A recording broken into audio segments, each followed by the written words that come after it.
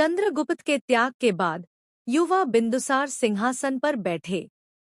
पूरा मौर्य साम्राज्य हिमालय से लेकर दक्षिण भारत तक उनकी जिम्मेदारी था। बिंदुसार ने शासन संभालते ही एक लक्ष्य तय किया, साम्राज्य को स्थिर और शांतिपूर्ण रखना ताकि प्रजा सुरक्षित रहे और व्यापार बढ़े। बिंदुसार को न्यायप्रिय राजा माना जाता है। आज के अफगानिस्तान से लेकर बंगाल तक व्यापारी निडर होकर सफर करते थे। उनके शासन में राजमार्ग, चौकियां और व्यापारिक मार्ग और बेहतर हुए। दुनिया के कई देशों के साथ मौर्य साम्राज्य के संबंध मजबूत हुए।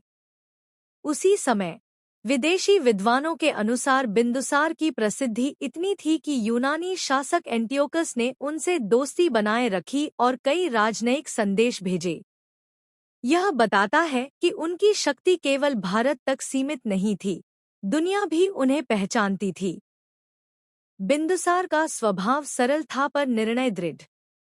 वह युद्ध से ज्यादा नीति और व्यवस्था को महत्व देते थे।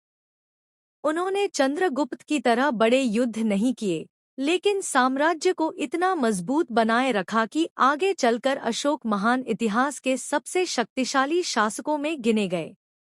कहा जाता है कि उन्होंने 16 राज्यों को अपने नियंत्रण में रखा और दक्षिण भारत का अधिकांश भाग मौर्य शासन में शामिल था। उन्होंने प्रशासनिक व्यवस्था को और सख्त बनाया, जासूसी तंत्र, कर प्रणाली और सुरक्षा व्यवस्था को सुव्यवस्थित किया। उनके राज दरबार में युवा अशोक, सुसीमा और अन्य राजकुमार शासन सीख रहे थे। बिंदुसार हर बच्चे को राजनीति, युद्धकला और न्याय का महत्व सिखाते थे।